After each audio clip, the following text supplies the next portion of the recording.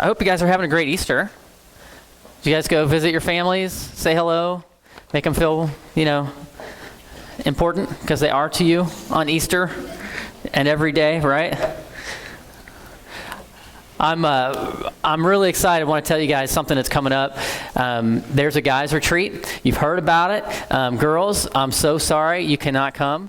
Also, we've made it known that no guys in skirts can be there. But guys, April 11th and 12th, Friday night, probably leaving around 6 o'clock from Ohio State, and really 2 days. The next day we'll probably be back in the afternoon. We're trying to get the cost down as far as we can, but we're probably somewhere in the $25 range. But we need your help. We need you to sign up tonight if you can, so it will give us an idea who's going to be there so we know how much food to order, and that'll help us out when we're trying to figure out the cost. But it's going to be amazing. It's going to be earth-shattering, groundbreaking, water splitting. I don't know. It's going to be awesome. So I'm really hoping you guys will be there. It's going to be exciting. Also, a few weeks ago, something that came up, man, it was just incredible, was the fashion show. And many of you guys were part of that. It really was kind of a small group of people who were really running and getting this thing off the ground. And then a bunch of New Lifers kind of came in behind them and helped do a lot of stuff, ushering, ticket sales, that kind of stuff. And I have never really seen anything like it at New Life.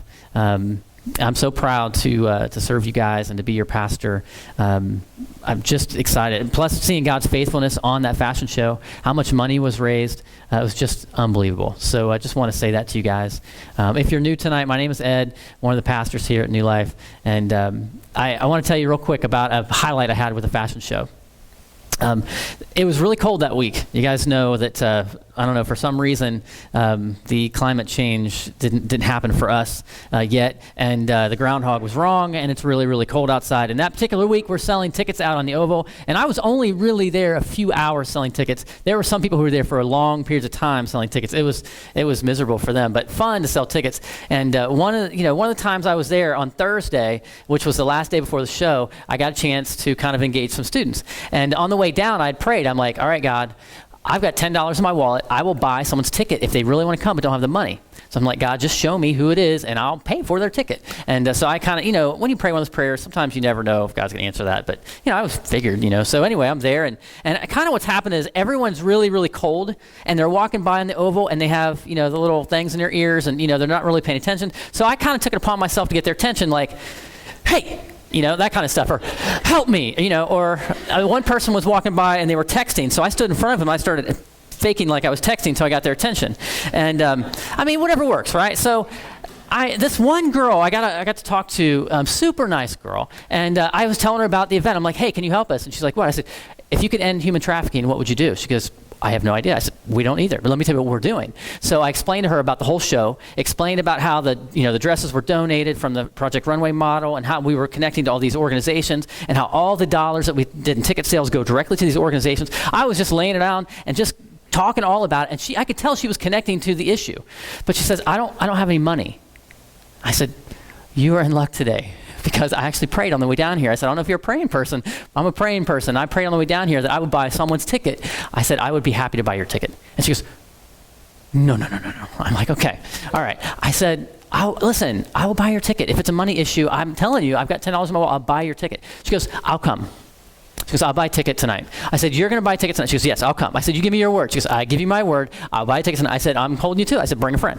So that night, I'm thinking, I'll never see her again. That was the last, I've been blown off a million times in my life. I'm thinking this is a clean case of an extra blow off, So I show up, and then I'm downstairs. I got a little sash on my shoulder. Chris is off somewhere in the union, and, I'm supposed to sweep him upstairs towards Joel, who's supposed to sweep him to the room. That's kind of how the whole deal went. I'm down by the Brutus in the union, and I'm standing there at the steps, and I'm trying to gather attention. I'm like, fashion show. I'm holding up the little sign. Anyway, this girl walks up. I'm like, no way. She's like, hey, I brought a friend. I'm like, yes, you did. And I'm just blown away. So she introduced me to her friend. I'm like, you're a person of your word.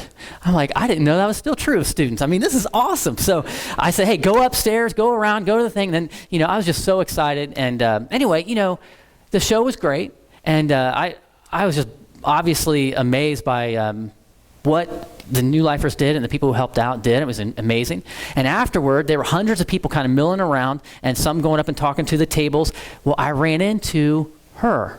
We'll call her name Kelly. We'll say that, okay? So I run into Kelly and her friend. I'm like, hey, nice to see you guys. I'm so glad you came. And she said, this is my friend, such and such. And her friend said, hey, do you work for New Life? I said, yeah, I do. She goes, I have a friend, or I go to Student Christian Fellowship. I said, you mean with Seth? I don't know if you guys know Big Seth with the big black beard. Anyway, I'm like, Seth, yeah, I know Seth. And she's like, yeah. I said, what made you come out here, yada, yada. And she goes, well, I'm part of Beachwall Church up, which is up near the TJ's on Morse Road. I'm like, I know right where it's at. And TJ's, anyway, so, I'm kind of connecting her. And then I look over at my friend, my new friend, Kelly, and I said, Kelly, what about you? Did you grow up in church? She goes, no. I said, this just wasn't part of your life? She said, no. And I'm thinking, okay, at that moment, what would you do? Well, here's what I did. I said, Kelly, would you like to know why we do all this? And she said, yes, I would. I said, Kelly, when the dresses came out, when you saw those girls, it started to go downhill for them. It started to show how they were taken into bondage. You know that part? And how the dress came up over their mouth and they lost their voice? She's like, yeah. I said, let me tell you why. I said, because they are broken. And here's the thing. Everyone is broken. You were meant to have a voice to praise back the praises of God. You were meant to be free and in a vibrant relationship with God. But because of brokenness of this world, not exactly like the girls, but because of brokenness, we're all separated from God. And I looked her right in the eye. I said, you know that stuff in your life that when no one else is around, you're just ashamed of? And I could see she was getting she was glued in. I said, everyone has something like that. Everyone in this room. We're all broken by sin. I said, but that was not what you were meant for. And God didn't see fit to leave you there. He came down and rescued you, paid the penalty for your sin on the cross. He died for you so that would take care of all of the injustice in the world. If we'll simply turn to him and give him our lives, he will be our rescuer and restore us to that relationship with God. And he will give you your voice back, a true identity. And as I'm looking at her, I'm noticing she has tears, welling up in her eyes.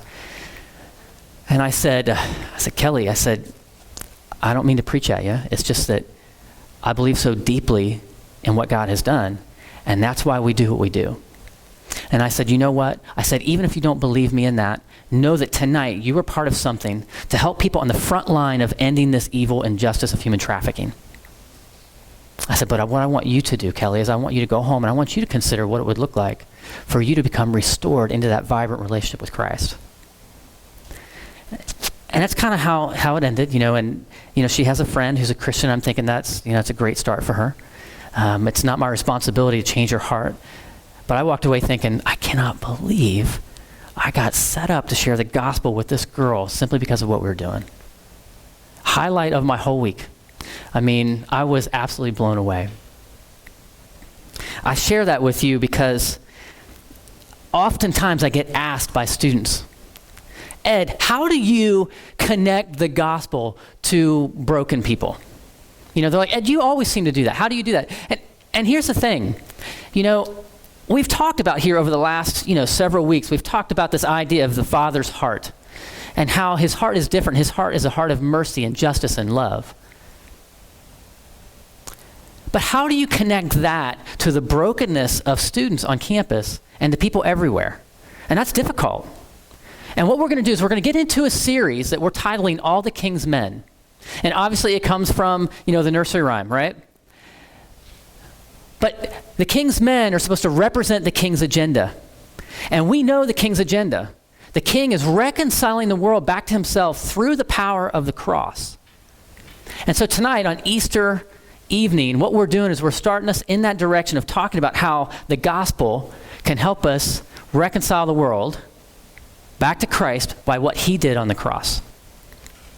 So what I want to do, I want to give you guys some practicals. If you're here, and you're a Christian, you've been a Christian a long time, and you're thinking, Ed, give me something. Help me do this. Help me communicate. I want to communicate the gospel. Help me do that. All right? I'm here for you tonight. I'm going to do that. If you're here tonight and you're thinking, I'm not sure that I'm anything but broken, or maybe you're walking in thinking, I didn't know I was broken.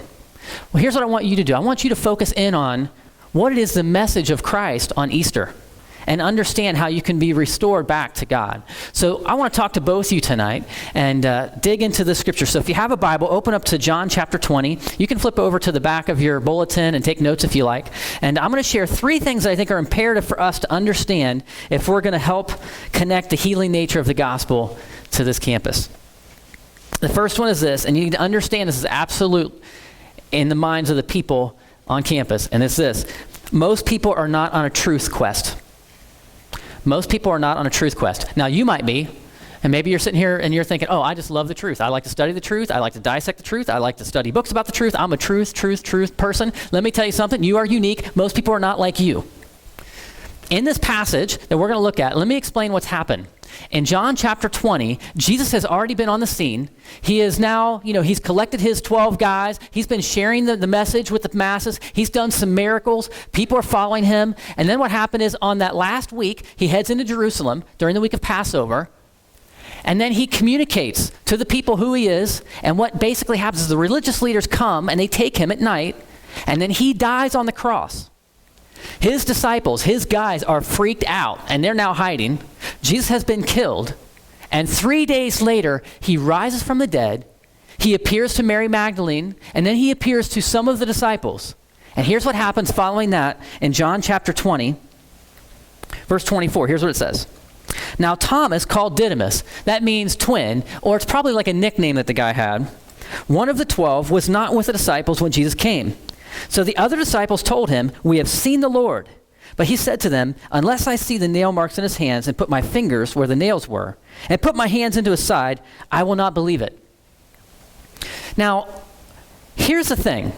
And this is written after Thomas is already a believer. Thomas is already now probably one of the leaders of the early church and has a huge ministry. And one of the reasons why I love the Bible, why you guys should read your Bibles all the time, okay? Listen. If you were going to make up a religion, this is what would happen. You would never communicate your flaws like this. I could just imagine Thomas at this point in time calling up, John, hey buddy, listen, I read your manuscript. I love it. I love the manuscript. Just that one little part about me doubting Jesus. Is there any way you could just kind of get rid of that? I mean, that would be what happens. But that's not what happens. Thomas is now a leader in the church, and yet it's going to show one of his flaws. So here's what happens. These guys, the disciples, they see Jesus risen from the dead, and they go to Thomas and they're like, "Thomas, he's alive." And Thomas is like, "Not having it. He's alive. We saw him. He was right there. He's alive." And Thomas is like, "Don't believe that." Now here's the thing. These guys were communicating the truth to Thomas. And Thomas is saying, "I don't believe you." Does that sound familiar to any of you guys? I'm guessing most of you guys in here are convinced that Jesus is risen from the dead. Actually, I'm convinced that you believe with all of your heart that Jesus actually intersected your life. And I think that if you're going to tell other people, I think a lot of people are going to say, "I don't believe you." I've been on campus a lot, talked to a lot of students over the years, and I have given reasons, why I know Jesus is risen from the dead. There are books written, many books written about the resurrection. Some of the basic facts might go like this. If I were going to convince you that Jesus actually rose from the dead, I might say something like, well, you have the fact that there's no body in the tomb. Because, the easiest way to squash out this whole thing, which is what they were trying to do with Jesus in the first place, produce the body. Just drag the body out and say, well, there goes your risen Christ. He's dead right there. Well, the Romans didn't do it. The Jewish leaders didn't do it. My favorite one is found in 1 Corinthians chapter 15. You don't have to turn there, but listen to this. This is Paul writing to a church at Corinth, probably about 20 years after Jesus is risen. And here's what he's saying to the believers there at Corinth. In 1 Corinthians 15:1, it says this, "Now, brothers, I want to remind you of the gospel I preached to you, which you received and on which you have taken your stand. By this gospel you are saved, if you hold firmly to the word I preached to you. Otherwise you have believed in vain. For what I received, I passed on to you as of first importance, that Christ died for our sins according to the Scriptures, that he was buried, and that he was raised on the third day according to the Scriptures, and that he appeared to Peter, and then to the 12, and after that he appeared to more than 500 of the brothers at the same time, most of whom are still living, though some have fallen asleep. Then he appeared to James, and then to all the apostles, and last of all, he appeared to me as one abnormally born." So this is what Paul is saying to these guys. Listen, we know our faith is founded on the fact that Jesus rose from the dead. And, he appeared to this guy, he appeared to this guy, he appeared to this guy, he appeared to 500 guys. In fact, most of them are still alive. Go ask them. And he appeared to this guy, and then me. And if you're going to ask yourself, okay, maybe the disciples just believed that Jesus rose from the dead. Maybe they were delusional. Well, where do you find that many people that have the same delusion? And he's basically saying, go ask them. These are just a couple of the reasons, and I think one of the biggest reasons you have are the disciples' lives. That these guys went from people who were actually in this passage hiding because they had figured the Jewish leaders were going to come and get them, to being men who actually stood up during the persecution in the early church, and they were the last ones to leave Jerusalem. Many of them, including Thomas, actually gave their lives believing that Jesus rose from the dead.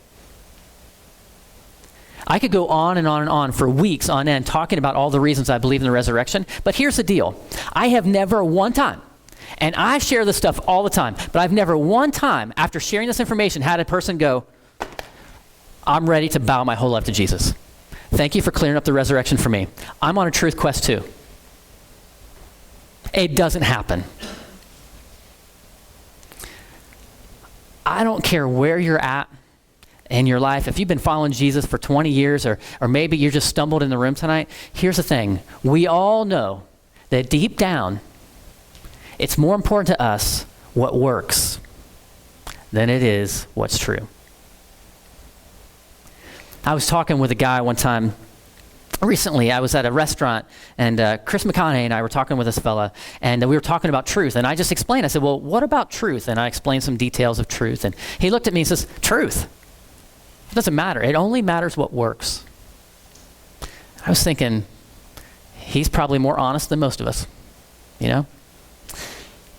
So in order for us to understand campus and people beyond, and we know who are broken, we want to share the healing nature of the gospel with them, you have to understand first and foremost that people are not on a truth quest. Second one is this, is that we all want to negotiate on our own terms. We all want to negotiate on our own terms. It's pretty simple. Negotiations can look like this. You know, you're trying to buy a car from someone and you're willing to pay this, they want to sell it to you for this, and you're trying to negotiate, right? On campus during the week of the fashion show, we would, go, talk to students and say, hey, will you come to the show tonight? And they would say, when is it? How long is it? How much is it? They're negotiating back. They're saying, if I'm going to invest into this, if this is going to be important for my life, I want to know what it's going to cost me. They're looking to negotiate on their own terms. Go back here and reread this verse. In 25, here's what Thomas says. So the other disciples told him, we have seen the Lord.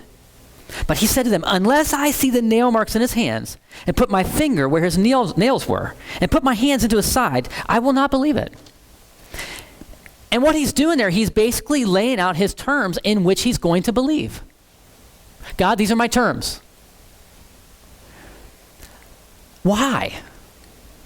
You see, many people do that. Many people, you probably have done this where you're saying, all right, God, I believe you, God. It's just that I really believe if you just ... and fill in the blank. If you'll just heal my sick mom, if you'll just this, if you'll, and then we'll really believe you, God. We're negotiating on our own terms. This is the thing. This is what I've met with people, and I think it's normal because we all have doubts. And I kind of classify things into like honest doubt and dishonest doubt, okay? Honest doubt would be like this. Maybe Thomas didn't believe in miracles. It's possible that Thomas is thinking, well, I saw him die on a cross. There's no way he's alive, And here's the thing. I think it's normal to have honest doubts. There was a guy on campus one time I was talking to, and we were talking about the resurrection. And he looked at me and he goes, Ed, I want to believe this. It's just that, I'm like, it's just what? He's like, it's just that, I said, people don't rise from the dead? He goes, yes. I get that. I get it. I think that's an honest objection, that's something you have to come to terms with. That's a doubt that's real. I heard a guy say recently about miracles. He said, miracles are not God doing supernatural acts. It's God restoring creation that's broken back to the way it was supposed to be originally. If God made the world, then it stands to reason that he could rise someone from the dead. But that's an honest doubt, and a lot of times people should not just put all their doubts out of their head to make a decision. Then there's dishonest doubt, and I think this is much, much, much more common. This is basically, Thomas probably didn't believe, and it doesn't say exactly why, but he probably didn't believe because his terms weren't met originally. The probability is that Thomas was thinking, Jesus is coming into Jerusalem, and now's the moment. The message has got to reach Jerusalem. And once it reaches Jerusalem, then it's going to sweep up. Then the king is going to take the throne, will take over Rome, then the world, and Thomas is going to be riding Jesus' coattails. But he watched Jesus die, and he was probably devastated, not only because he lost his friend, but he probably lost his dream. So when the disciples are saying, hey, we saw him, he's like, no. And I don't understand why he wouldn't believe. I mean, Jesus raised Lazarus. Thomas was there. Why wouldn't he believe? He didn't want to believe because there was something else going on behind the scenes. He wasn't being exactly honest. This is the majority of people you're going to run into. They'll say things to you like this, like, well, there's this guy on an island in the middle of nowhere. What about him? What about tsunamis? What about this? What about that? And oftentimes, that's just a smoke screen for another issue. Because if God is real, that means they're going to have to deal with that. And if God is real, it means their life might actually have to change. Oftentimes, I'll say to people, listen, if I could help you understand the resurrection, or if I could give you enough information to understand, why tsunamis happen, or why cancer is real, or if I could give you that information, and it sounds right to you, would you bow your whole life to Jesus? That's a little awkward. I'm sure there's a reason for it. So I'm just going to go with it. Alrighty. So at this point in time, I'd like to take a small break.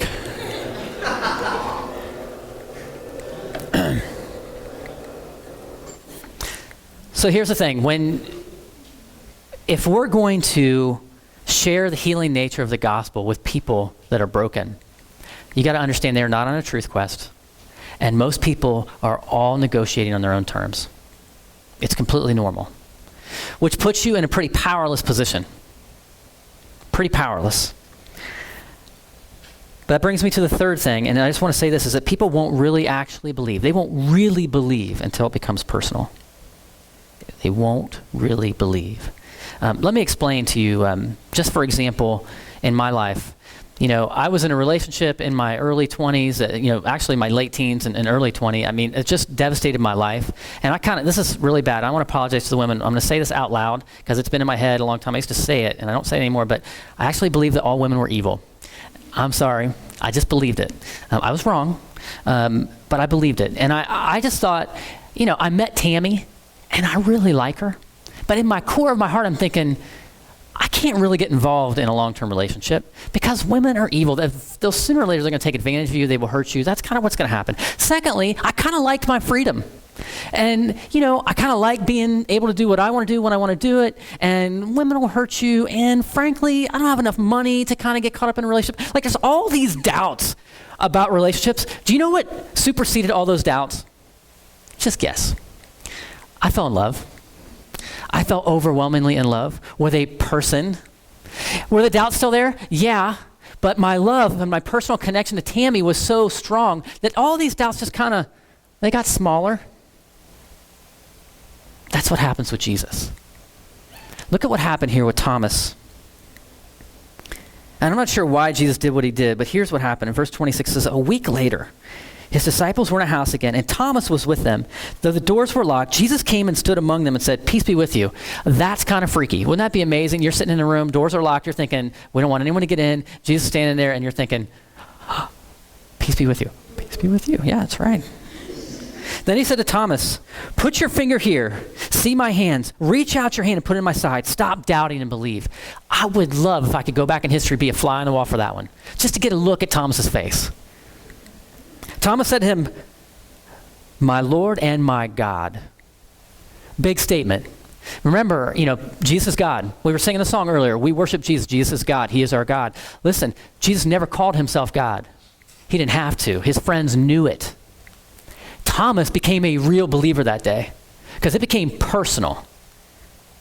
Then Jesus told him, because you've seen me, you have believed, but blessed are those who have not seen and yet believed.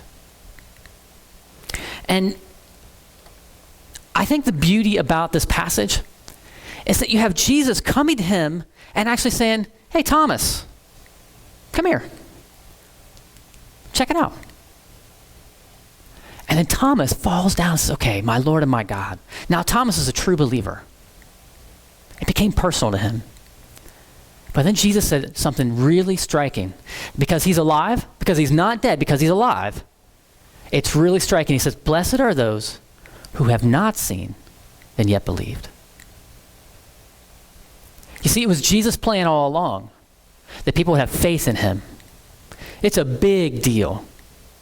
But people are not going to believe until they have something personal that takes place. It's going to have to get personal. And you and I are completely powerless to do this. So when we're trying to connect the gospel to broken people, yeah, we need to understand them. Understand that, they're not on a truth quest. They don't care how many facts you know. They're not really sitting around, ready to bow their knees because they're negotiating with God at best, But something has to happen in their life where it becomes personal. Something happens, a person gets sick, a situation, they meet someone who they've never encountered before, and then all of a sudden they're willing to start looking at God. And in those moments when they take steps towards God, that's where God meets them, and they realize Jesus is risen. And here's the thing, and in the beauty of verse 29, if God allowed Jesus to rise from the dead, and I believe that he did, then Jesus is able to ask you the exact same question. Are you willing to believe in me, even though you haven't seen me? And that's personal. And I don't care where you're at, whether you stumbled in, you're just trying to be here today because, your mom's going to call and say, did you go to church on Easter? Yes, I did. Okay. Like, if that's where you're at, or if you've been coming to church your whole life, here's the reality. If Jesus rose from the dead, then that's a game changer.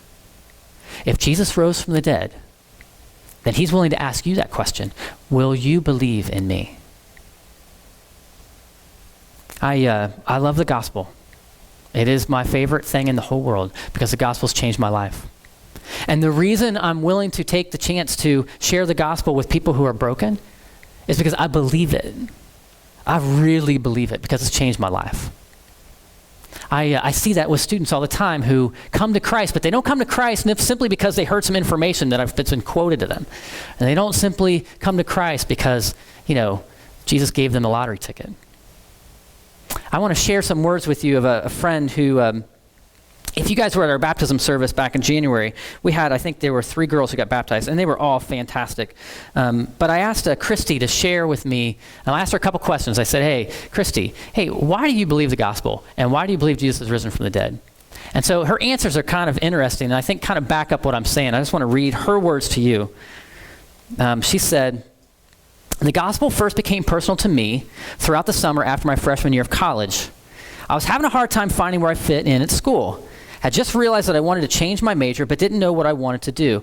I felt tremendous pressure to live up to the expectations of my family and friends. I felt like I was failing at this stage of my life, which had hardly even began. During this time, I began reading my Bible a lot. I started to really understand and comprehend the gospel for the first time. God sacrificed his son Jesus for my sins, not because I'm perfect, but because I'm broken. I realized it was not God's desire for me to be perfect or to please others, but that he desires for me to want to be reconciled to him and have a relationship with him.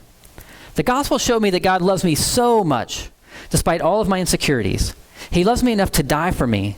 I learned that my identity as a college student, or as a particular major, or my success and failures don't matter to God, but that my identity as his daughter and a follower of Christ brings him great joy. Why do you believe that Jesus is risen? Well, this question is a tough one to put into words. I believe that Jesus is risen because I feel his presence in my daily life. I have hope, joy, and love because of Jesus. I believe that he is risen because I believe in the promises of God, and I know that he is a God that saves. And when I read the story of Jesus' death and resurrection, I cannot help but know that it is true in my heart. I need his saving grace to transform my life, and I know that without him, I would not be where I'm at today. And I believe he is risen because he has changed my life, and his presence gives me purpose. Christy, thanks for allowing me to share that. I think it's important because it literally shows that it has nothing to do with facts or figures or doubts, but she needed a personal God. At a time in her life when she was seeking God, that's when God met her. And she experienced the risen Jesus, and it changed her life. Hang out with her. Double dog dare you. Here's what you're going to find out. She believes the gospel. The one thing I can say to you if you want to share the gospel with a broken world, is you have to believe it. You will not believe it unless it's personal to you. It can't be obligatory religion. It can't be because this is what I'm supposed to do. If that's the case, trust me, you will never have any passion. You have to come in contact with the risen Jesus yourself. And that's what he desires for you. And if you're in this room and you're thinking, yeah, but I've never done that. Well, if he's alive, then he's asking you that question, will you believe in me? Even though you haven't seen. And if you take that step, here's what that looks like. It's basically saying, okay, I'm living my life for me. I can't do this. I know my sin has separated me from God. And because you've risen, and I believe that, I'm going to turn my life towards you and I'm going to say, my Lord and my God, please forgive me. Come into my life. That's what he wants for you. And that's your step, to take a step toward the gospel and allow it to change your life. And if you're like me and you're thinking, okay, yeah, but I believe that. I've been turned toward Jesus for a long time, but I'm still struggling. You know what you need? You need the gospel. You look back to the cross and remember what it is that he did to purchase you. And on Easter Sunday, what better day to remind you that he is alive? He's risen. And yeah, you get caught up in all these things out there, but just for a minute, can you just put all those over here and look back to the cross? What did he do? If he's risen, he's alive. So here's what we're going to do tonight. I'm going to pray, and we're going to pray, and then we're going to come up, and we're actually going to celebrate what's called communion or the Lord's table, or I don't know what your tradition is. But for sake of, terminology, we'll call it the Lord's table. Okay? What happened was, the night before he died, he was doing the Passover meal with his guys. And he said, he broke the bread, and he said, this is my body which has been broken for you.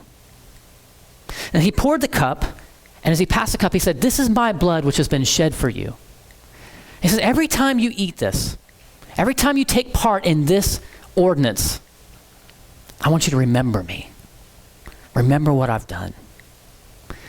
And so tonight, on Easter evening, what we're going to do is we're going to take a second, and we're going to have you come down and take a little piece of the bread and pull it off of there and dip it into the juice. And as you take it, I want you to remember what Jesus has done. Okay? So let's just kind of bow our heads and pray, and then we're going to take that time and then come up here and take part of the bread and the juice.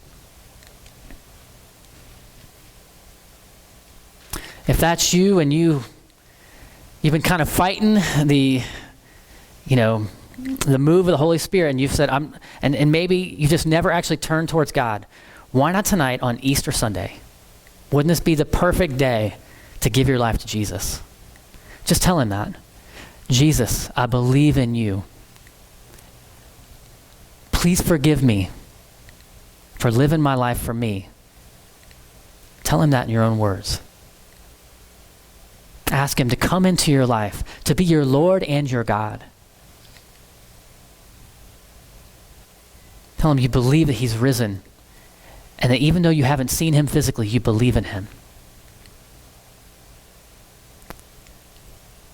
The Bible makes it clear that any who call on his name shall be saved, be reconciled to the Father. And if you're like me, then you need a reminder of the gospel tonight in your own heart, to keep fighting on behalf of this gospel, that we could be the king's men, that we could fight on behalf of his agenda, which is to reconcile the world back to himself. And we're going to put all of our trust in you, God, because we cannot change hearts, but help us to live for the gospel. In your son's holy name, amen. When you're ready, just talk to God in your own heart and pray, and then when you're ready, just come up and take a little piece of the bread and the juice, okay?